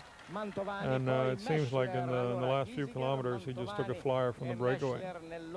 Gissinger is Swiss, and the team, if I'm not mistaken, was the Italian Bianchi team with the baby blue jersey. Right. Mm-hmm. Here's Del Tongo in yellow for 4th, and the rest of that little breakaway group sprinting in for the remaining places. And then the field in the distance, way in the distance. So 4.5 minutes. Exactly, yeah. Now they've already been riding for 6 hours and 28 minutes at that point. Del vincitore, Giesinger 6:28:12. Have yet to see the finish line. This is the main peloton with most of the contending riders in it. Meanwhile, the stage winner is already enjoying the champagne. Nei confronti della maglia rosa. Ed è Chinetti, poi Zadrobilek. Now we have the field sprint here, yeah. Almost 10 minutes behind the time on the right is the time behind the leaders. Now Bernardino, the race leader, joins the stage winner. Obviously, there was no danger man in that breakaway. Otherwise, I'm sure they wouldn't have let it go for 10 minutes. Here we have stage number 18, and this is from Monza, where the famous automobile racetrack is, to Domodossola. It's 128 kilometers, so it's a relatively short stage. Bernardino with the pink jersey, number 81. Relatively flat stage, I might add, Brian. And they appear to be rolling along on a bit of a descent, or certainly a flat section here along the river. And the peloton pretty much intact at this point. There's Moser making a big effort at the front right now. L'unico uomo che deve controllare, l'unico uomo che gli faccia veramente paura in questo giro è Francesco Moser. Bernardino ha altresì detto, Moser però è... Yeah, at this point, Hinault was pretty much shadowing any move that Moser made, because there was not much time separating one from the other. So it was in Hinault's best interest to make sure that he kept Moser close at bay. Mentre ecco Petito che Giorgio Martino ha intervistato alla partenza. Anche Petito ha svolto un ottimo lavoro close shots. per aiutare some of Moser's teammates in the La Viclaire, and now Del Tongo. This is that's my friend Loro, the fellow that I mentioned earlier that comes out and rides with us quite often. 4 chilometri dalla conclusione, ecco Gary Knetterman, poi Greg LeMond. Ecco l'ex campione del mondo Greg LeMond, ancora abbastanza nervoso per il via vai. Apparently Greg at that point called the team car, because I noticed the motorcycle gesturing. Yeah, and yeah, here we go. Apparently Greg had called the team car. Last kilometer, and again, being a flat stage, we're going to have a heck of a sprint.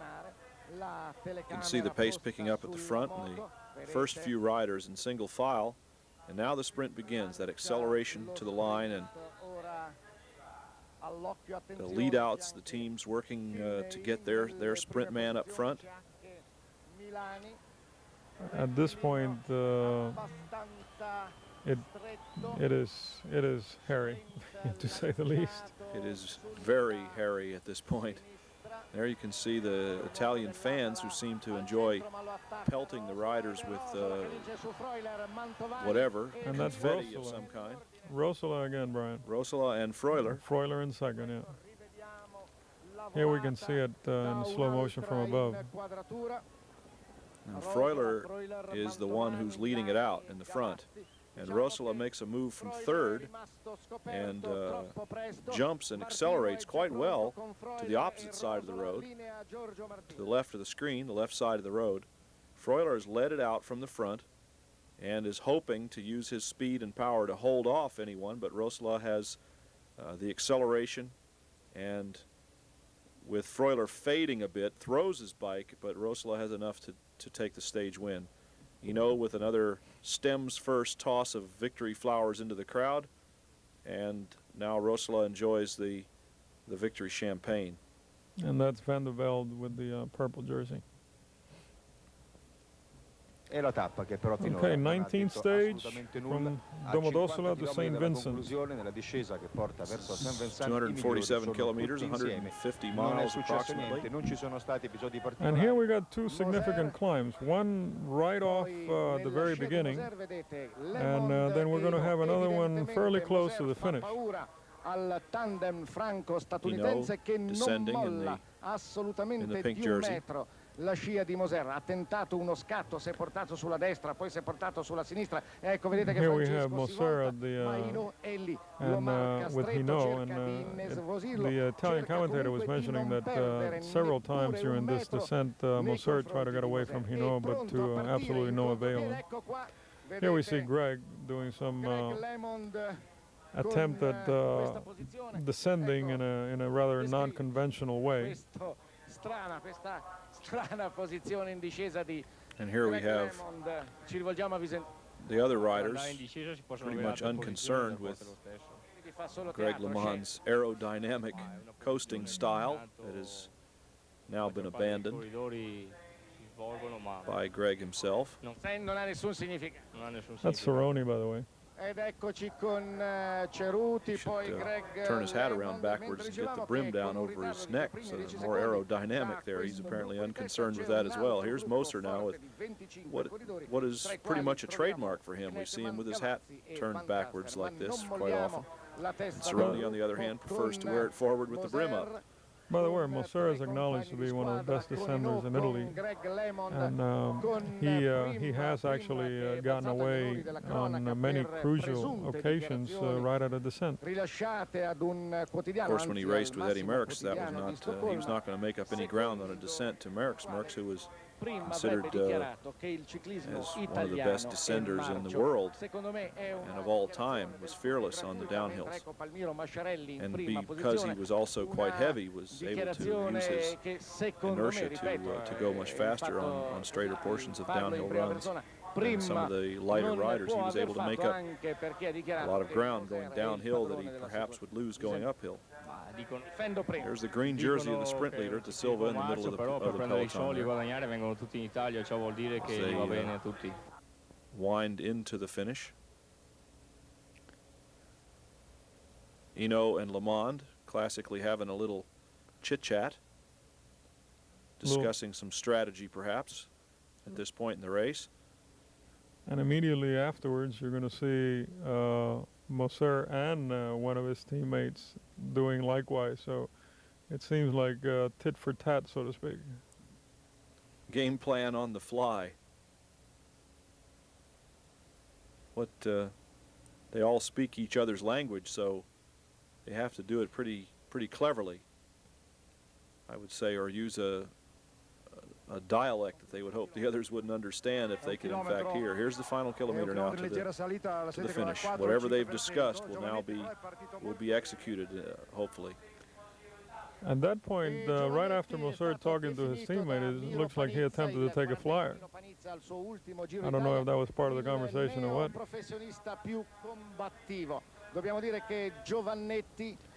Did we already cross the last kilometer banner? Yes, we're in the final kilometer, and one rider just meters off the front, as you can see. The field, no one rider. It looks like it's slightly uphill, you know. Now the field is beginning to get a bit more animated, and this one rider's lead is going to evaporate. Eno now makes his presence on the right side of the road. We see the purple jersey Van de Velde in the middle, and now the sprint has begun in earnest. I see Moser there on the right, and he's making a good gallop here. It's Moser making a good gallop. It looks like he's made it good enough to win. With Van de Velde behind, it is going to be Francesco Moser who's going to win this stage. 6.5 hours. Here we see it in slow motion, yeah. There's that acceleration that we have spoken of so many times, that acceleration to the finish. You see Moser number 1, you see the purple jersey of Van de Velde behind him, and fourth there is the white jersey of the first-year pro leader. Volpi is his name, yeah. Volpi. Yellow Del Tongo, could that be Cerrone? Yeah, that was Cerrone on the outside, correct. So when it comes down to a finish, the big names will go to the front. It's no accident that they're there either, huh? Here's Moser now, getting his opportunity to douse the crowd. There's Van de Velde in the purple climber's jersey, leader in the climbing competition. Now we're looking at the 20th stage, and this is the second stage that was very, very significant for U.S. cycling. This is a stage that was won by Andy Hempstead, and you're going to see exactly the point where he makes his move. It was a short stage. It was 58 kilometers long, and approximately half of the stage was, no, not half, but Up to kilometer number 33, it was all flat. And from kilometer 33 to kilometer 58, which we're talking about 25 kilometers, it was climbing. They're definitely climbing at this point. And the pink jersey of Hinault is at the front of the field. Moser al fianco al quale vediamo il bravissimo Giuliani. There he is. Un Hinault in difesa, un Hinault che ha mandato per interposta persona all'attacco who at this point had won 4 Tours de France and is the race leader in the Giro d'Italia. There we have Tommy Prim and Marino Lajarreta. Wilson si porta al comando, ripreso anche prima.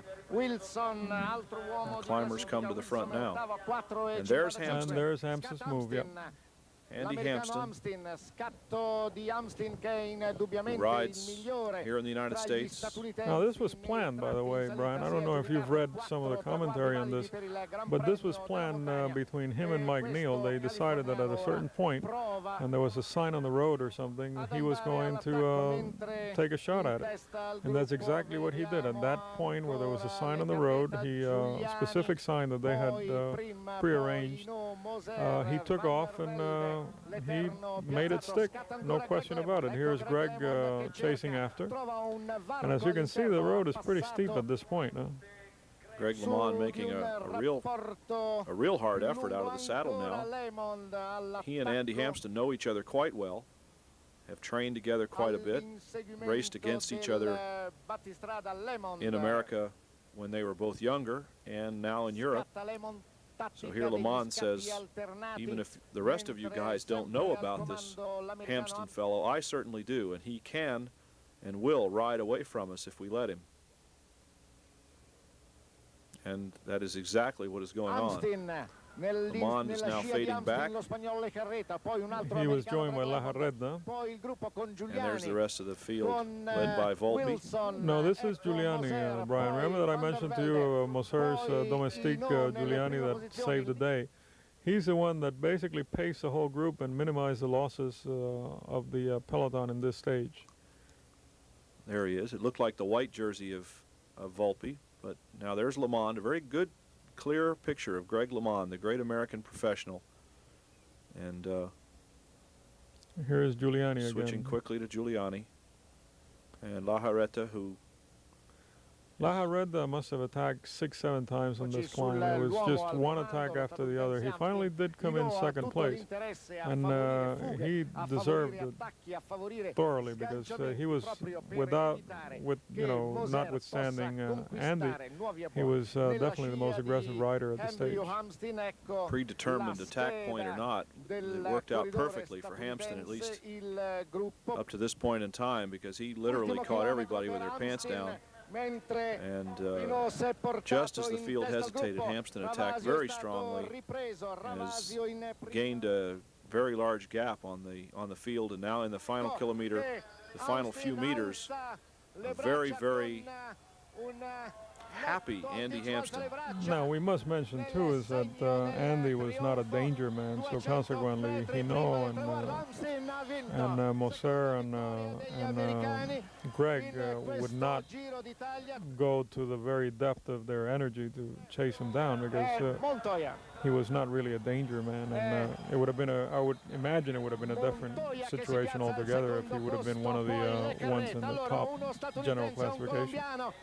Nevertheless, he has made a very fine move that has earned himself a stage victory in the Giro d'Italia, a place in history as being now one of 2 Americans to this point to win stages in the Giro of 1985. Well, later on, I don't know if any Americans are aware of this, but he went to an invitational Cronoscalada, which is a time trial hill climb, which is invitational to all of the Italian pros. So the specific number of them get invited to this. And he was invited by virtue of having won this stage race. And he went ahead and won this invitational hill climb time trial. There he is. Consecrated him as definitely a world-class climber. Traguardo per i velocisti And e l'ultimo he has traguardo followed that per with una tappa in his linea. performance Domani la in conclusione del Giro d'Italia the American con la Tour, the frazione a American National cronometro Tour, da the Lido Course di Classic, Camaiore a Lucca. with the only real competition that Greg LeMond had in that event. Andy Hampsten, with virtually no team support, at least not on general classification, was able to be the aggressor in the climbing part, and his climbing style is very, very obviously that of a world-class climber. Well, he even after that went on to Colombia, which is the country that traditionally has the best climbers, and won a climbing stage race over there. He's very confident of his abilities, and that confidence, I think, is just added to what he already has physically. Okay, here we're on stage 21, and it's 229 kilometers. And we're looking at the last of the flat stages, which is the last chance for the sprinters. They appear to be taking every opportunity, or taking the opportunity in hand right now. One solo rider, and apparently there's one of the red, white, and green 7-11 jerseys in second position in the field there, and another one 3 riders back from that. It's Hayden perhaps at the front. Yeah, it's Hayden at the front, right. And perhaps Finney, the 5th rider in the line there. A rompere I cambi, a fare il gioco di squadra questi americani. Riders are beginning late in the Giro d'Italia to exhibit the abilities that we have seen, we feel as though they have, and they are getting used to this kind of racing now, and are showing their abilities. Now you can see that we're getting close to the finish line by the size of the crowd. The question is, will this rider be able to hold off the charging field, or will he be swallowed up as we've seen so many before? Now the sprint really begins. We see. By the way, Brian, that rider was Hayden, the one that was away at the front. And then there were other Americans that were doing some team tactics there.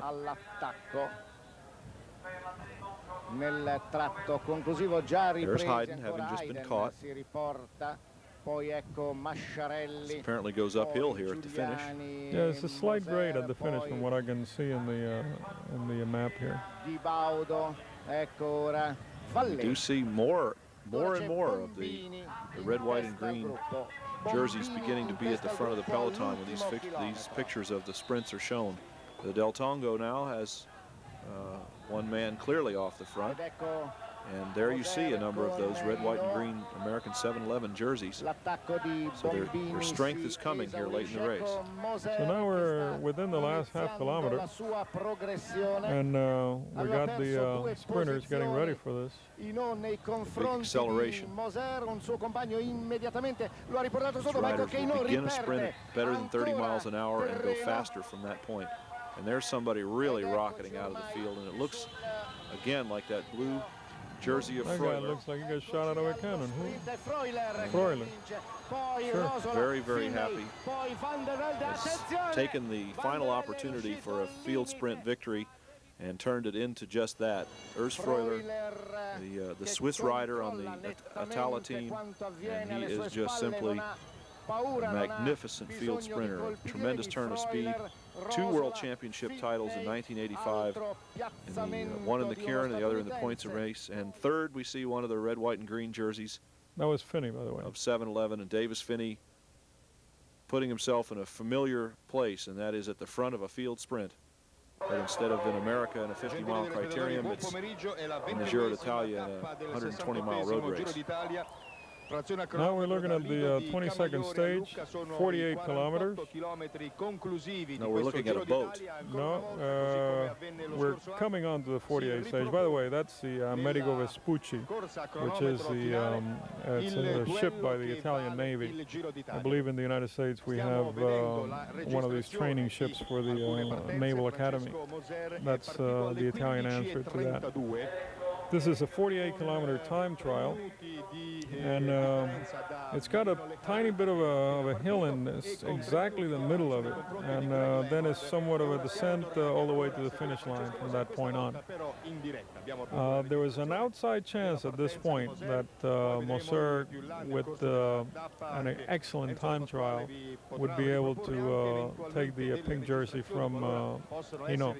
This being the last stage, it was the last opportunity that he had. However, it would have taken more than, I think it was about 1 minute and 15 seconds separating these two riders. And it's difficult to take 1 minute and 15 seconds off Hinault, if not impossible. Here's Bernard Hinault, the race leader, who will start last again. Reverse general classification. And you can see that Bernard Hinault is not taking this lightly. He knows that he has abilities that are better than anyone else's, except perhaps Moser. So the race of truth comes down to a race between two of the best time trialists in the world. Now, you remember that last year, Laurent Fignon came into this stage wearing the pink jersey, only to lose it to Moser in the very, very last stage time trial. So Moser was kind of hopeful that he could do this situation again. However, it's not going to come to pass. Bernard Hinault, equal to the task of defending that pink jersey on the final day, and showing that great form that he has and the ability to pace himself over a distance, and his time trialing ability has constantly stood him in good stead in international races. And Moser is fighting a losing battle at this point in the Giro d'Italia to defend his overall title and to overtake or retake the pink jersey from Hinault in the final stage. Now, they just announced Moser's half-point time, which was 32:14. So that's 32 minutes and 14 seconds for 24 kilometers. Il miglior tempo finale con 1 ora 2 primi 28 secondi alla media di 46 e 104. It's a little faster than I think either of us could go, Jose. Maybe even in a car, Brian. Downhill with a tailwind and big rocks in both pockets. Here's Hinault going faster yet. Okay, they're going to announce the halfway point time for Hinault. Exactly the same time, 32:14, exactly to the second, the same time. So the time that Moser needs to make up is going to have to be in the second half of the race, and the chances of doing that are exactly half. If Hinault is able to match the speed of Moser, then he will hold the jersey, and this is in fact what appears to Moser, as you can see, has posted the fastest time of the time trial, and there it is, the first place time at that point. 59:57, which gives him an average speed of in excess of 48 kilometers an hour, which is 30 miles an hour. But here's Hinault now with Moser's time on the top of 59:57, and Hinault's time at running at 59:32. And if he's faster than Moser, obviously he defends the jersey. Even if he's slower, but by less than 1 minute and 15 seconds or whatever, then he will hold it. So he's already won. And Moser there is looking and watching, and essentially Hinault has won. He's 300 meters from the finish at this point. So. He has won the 1985 Giro d'Italia. Bernard Hinault will come to the finish line. This is his third Tour of Italy. There's his time, as you can see, 7 seconds slower than Moser, but better than a minute in overall time faster for the entire race. So with these images, we're leaving you with this recap of the 68th Giro d'Italia, and we hope that next year you'll be interested in watching this famous stage race, second only to the Tour de France.